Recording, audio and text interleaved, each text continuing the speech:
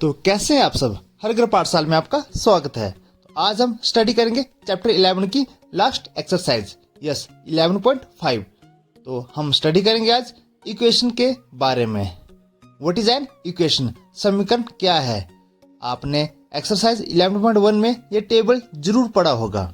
इस टेबल में एल कैसे बनता है, कितनी तिलियों से एल बनता है। तो आपने रिमाइंडर में करवा दूं तो 2 तिलियों से एक एल बनता था। इस तरह से हमने एक जनरल इक्वेशन लिखी थी कि रिलेशन क्या है, बने हुए एल की संख्या और आवश्यक तिलियों की संख्या में क्या रिलेशन था। तो हमारे पास जो रूल बना था वो क्या था, 2n। ये जो रूल था ये यह दर्शाता था कि हमें कितनी मैच स्टिक की जरूरत पड़ेगी। हमारे पास एल दे रखे थे, जैसे 3 एल है तो मैच स्टिक 6 यूज होती थी। तो ये रूल हमारे पास बना हुआ था। बट हम इसे रिवर्स सोचते हैं जरा। अगर हमारे पास तिलियों की संख्या दे रखी हो तो क्या हम एल निकाल सकते हैं। जैसे कि how many Ls are found if the number of the match stick given is 10। Matches की तिलियों की संख्या दी हुई है तो एल की संख्या ज्ञात करनी है। तो यहाँ पर देखिए 10 तिलियां दे रखी हैं, अब रिवर्स है तो कितने एल बने। टेबल में जब 4 तिलियां यूज हुई तो 2 एल बने, 6 तिलियों में 3 एल बने, 8 तिलियों में 4 एल बने। हमने बनाने हैं 5 एल, बट 10 तिलियों पर 5 एल बन रहे हैं। तो 10 के केस में हमने यहाँ पर यस किया हुआ है। तो अब समझ रहे हैं ना, यहाँ पर अब तिलियों की संख्या दे रखी है, हमने निकालनी है कितने एल बने। तो यहाँ पर एक रिवर्स सिचुएशन आपके पास आ चुकी है। तो हम इसको कैसे सॉल्व करेंगे, जी हाँ इसी के बारे में आज स्टडी करेंगे कि हम इक्वेशन कैसे बनाते हैं। ये इक्वेशन होती क्या है। ओके, इक्वेशन एक कंडीशन है वेरिएबल के ऊपर। ओके, अगर एक बात देखी जाए, इक्वेशन वर्ड जो बनता है, ठीक है ना, वो इक्वल से बनता है। इक्वेशन ओके, इक्वल, ये आप मिलते जुलते शब्द आपको जरूर लग रहे होंगे। जी हाँ, ये यही शब्द है। Okay, and equation has an sign, equal sign आता है 2 साइड के बीच में। ओके, तो हम कह सकते हैं the equation says that the value of the left hand side is equal to the value of right hand side. जी हाँ, अभी हम स्टडी करेंगे, यहाँ पर इक्वेशन आपको दिखाई देगी। अगर left hand side right hand side के इक्वल नहीं आती है तो वो इक्वेशन नहीं होती है। यहाँ पर लेफ्ट हैंड साइड को हम बाम पक्ष बोलेंगे और राइट हैंड साइड को हम दायां पक्ष बोलेंगे। ओके, तो इसका आंसर कैसे निकालेंगे यही हम स्टडी करेंगे। The solution of an equation, equation आपको पता लग चुका है, right hand side left hand side करके आती है, बीच में इक्वल का साइन आता है। बट सॉल्यूशन क्या होगा, यस वेरिएबल की वो वैल्यू जो उस इक्वेशन को सेटिस्फाई कर दे वही उसका सॉल्यूशन होता है।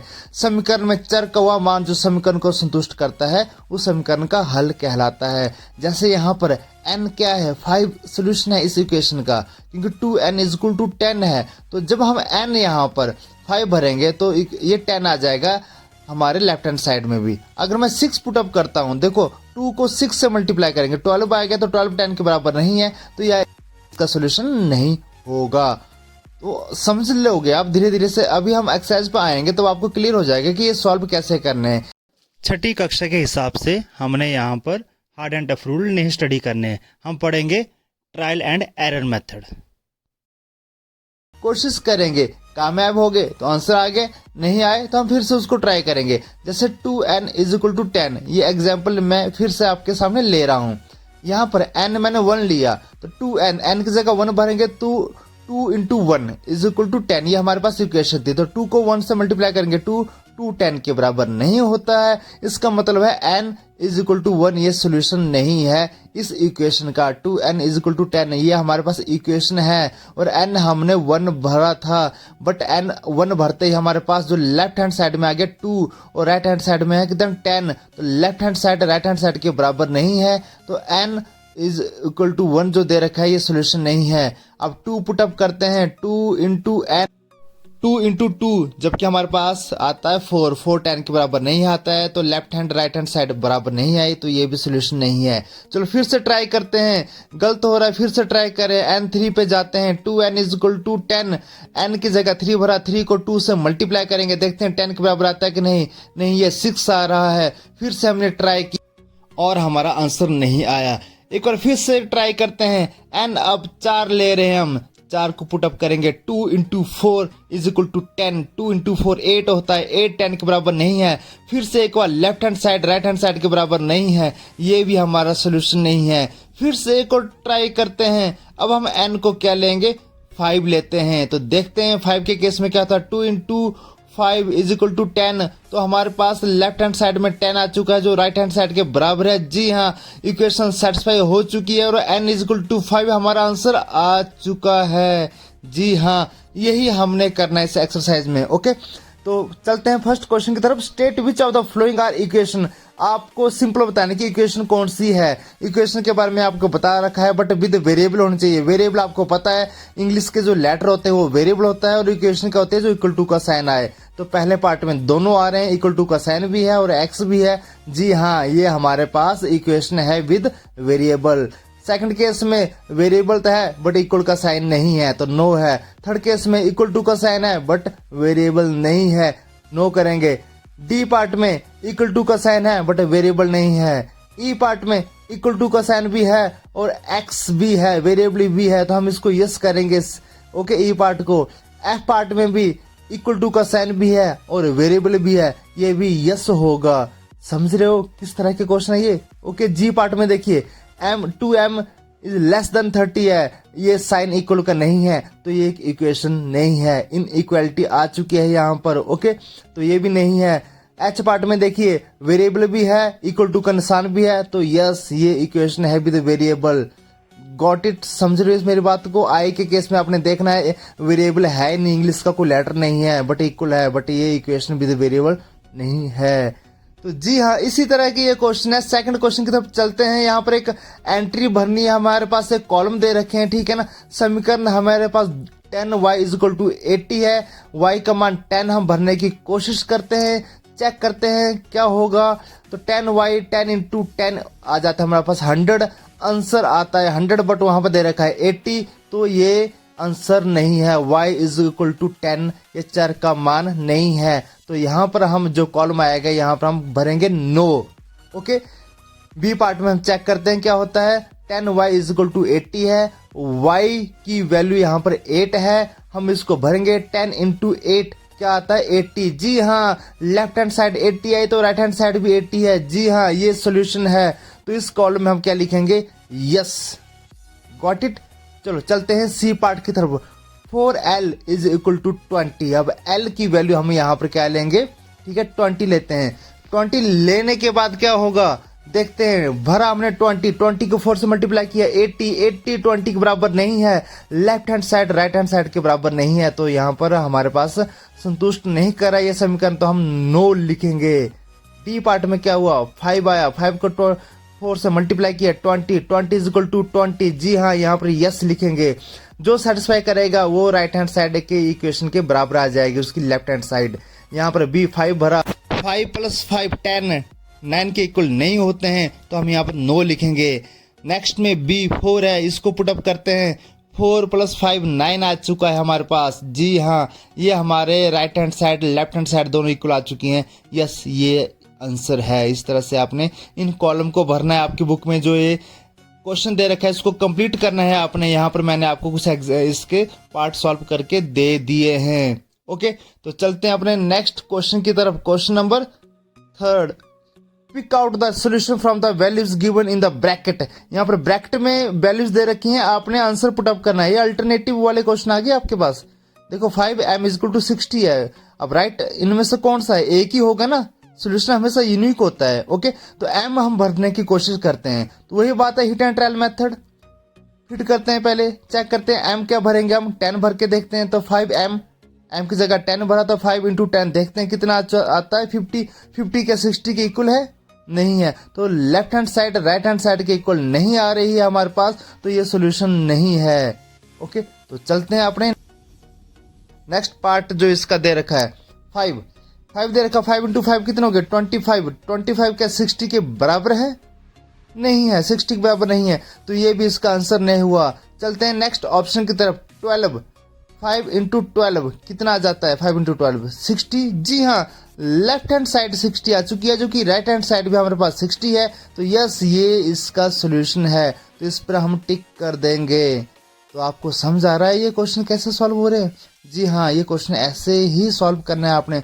चारों ऑप्शन चेक करने हैं, ठीक है ना। आंसर कोई एक ही ऑप्शन देगा जिसके भरने से left hand side right hand side के बराबर आ जाएगी, वही आपका सोल्यूशन होगा। Got it? समझ रहे इस बात को? ठीक है, तो आपने इन क्वेश्चन को करना है, फिर बाद में लिख देंगे जो आपका left hand side right hand side equal आती है तो आप लिख दोगे n is equal to 12 is the solution of an equation. Okay, चलिए बी पार्ट की तरफ। बी पार्ट में क्या दे रखा है? n plus 12 is equal to 20। अब n भरते हैं हम, एक बारी बारी करके भरते हैं। पहले हम 12 आ गया हमारे सामने, 12 को भरते हैं। 12 प्लस 12 तो हमारे पास जो लेफ्ट हैंड साइड है वो आ जाती है हमारे पास 24, जबकि राइट हैंड साइड वहां पे इक्वेशन में क्या है? 20 है, इक्वल नहीं है, तो ये ऑप्शन गलत है। अब चलते हैं 8 पर। 8 प्लस 12, ठीक है ना। पहले लेफ्ट हैंड साइड को सॉल्व करेंगे, 8 भरेंगे। 8 प्लस 12, 8 प्लस 12 होता है 20। जी हाँ, 20 के बराबर आ चुका है। Left hand side right hand side के बराबर आ चुकी है, तो इस तरह से हमारे पास आंसर आ चुका है। अगले ऑप्शन भी आप चेक कर सकते हैं, आपके पास वो आंसर नहीं आएगा तो n is equal to 8 is the solution of an equation आ चुका है हमारे पास। ओके, तो इस तरह से आप इन क्वेश्चन को सॉल्व करेंगे। मैं सी पार्ट को आपके ऊपर छोड़ रहा हूँ, आपने एज अ होमवर्क करना है। डी पार्ट को करते हैं। Q अपॉन 2 है, डिवाइड वाले या क्वेश्चन है। हमने लेफ्ट हैंड साइड को चेक करना है। Q की जगह 7 भरा, 7/2 7 के बराबर नहीं होता है, तो ये ऑप्शन हमारा नहीं आएगा। अब चलते हैं सेकंड ऑप्शन की तरफ, 2 की तरफ। 2 अपॉन 2 को हम जब डिवाइड करेंगे तो आ जाता है 1, 1 7 के बराबर नहीं है, तो ये भी ऑप्शन राइट नहीं है। चलते हैं अपने थर्ड ऑप्शन की तरफ। 10/2, 10 को 2 से डिवाइड करेंगे 5 आता है, 5 7 के इक्वल नहीं है। जी हाँ, ये भी हमारा आंसर नहीं है, सोल्यूशन नहीं है। अब आते हैं 14 पर। 14 अपॉन 2 को डिवाइड करेंगे, 14 को 2 से 7 आ गया, 7 is equal to 7 right hand side left hand side के बराबर आ चुकी है। इस तरह से Q is equal to 14 is the solution of an equation हमारे पास आ चुका है।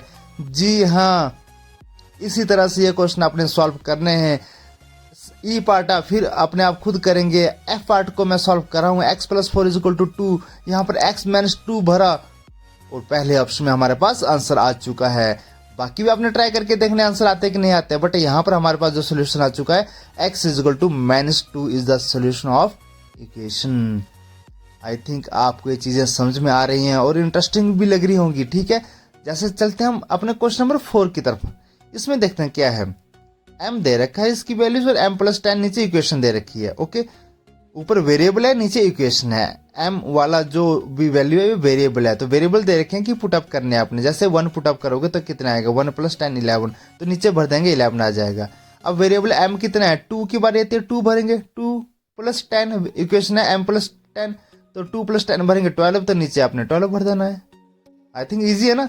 3 के केस में m 3 भरेंगे तो m प्लस 10 मतलब 3 प्लस 10 13 आ गया। Got it.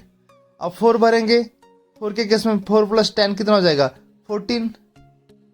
समझ रहे हो ना आप कैसे क्वेश्चन करने हैं? तो बस 4 5 6 7 8 9 10 ये सब यहाँ पर दे रखे हैं। आपने सिंपल बता रहा हूँ मैं, ये जो वेरिएबल होते हैं ना इसकी वैल्यू वेरी करती है, चेंज करती है। ठीक है ना, तो हर बार चेंज हो रही है ना, तो सोल्यूशन भी नीचे क्या हो रहा है? चेंज हो रहा है। ओके, वेरिएबल चेंज होगा तो सोल्यूशन भी चेंज होगा। अब जाके सोल्यूशन 16 है तो इसमें फिक्स वैल्यू m की 6 ही आएगा। ठीक है, जब हमारे पास इक्वेशन दे रखी है इज इक्वल टू इसके बराबर, तो हमारे पास जो m की वैल्यू है वो फिक्स आती है। क्लियर है, तो वहां पर एक यूनिक सोल्यूशन आ जाता है। तो इस चीज को आप जब करोगे तो आप समझाओगे कि क्या डिफरेंस है। ये वेरिएबल जितना भरोगे उतने आंसर आपके पास आते जाएंगे, बट एक फिक्स जब इक्वेशन देंगे हम तो उसमें वेरिएबल की वैल्यू भी फिक्स आती है। ओके, तो इसमें कंफ्यूज होने वाली कोई बात नहीं है। इक्वेशन आपको किसी भी टाइप की आ सकती है। जैसे इस पार्ट में इक्वेशन आपके पास आ चुकी है z divided by 3, z upon 3, इसमें डिवीजन का आ गया है, तो z 8 भरेंगे, तो 3 से डिवाइड किया तो हमारे पास आ गया 8 अपॉन 3, तो इसको अपने मिक्स फ्रैक्शन में लिख दिया, मिक्सड में। ओके, तो आपके पास जैसे 11 भरेंगे आप 11/3 आ जाएगा, इसको भी आप मिक्स्ड फ्रैक्शन में लिख सकते हैं, 3 all and 2/3। Got it. 12 Z की जगह 12 भरेंगे, 12 डिवाइडेड बाय 3 डायरेक्ट डिवाइड हो जाएगा, आपके पास 4 आ जाएगा, 4 आप पुट अप कर लेना। तो ये क्वेश्चन इसी तरह से आपने इन क्वेश्चन को करना है। ठीक है ना, बाकी भी 2 टेबल दे रखे हैं इस एक्सरसाइज में, तो आपने इनको करना है। तो इस तरह से आपकी एक्सरसाइज यहाँ पर फिनिश हो चुकी है।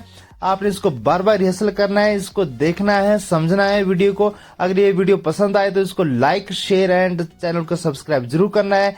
मिलते हैं जल्द ही एक न्यू चैप्टर के साथ, तब तक के लिए thank you and have a nice day.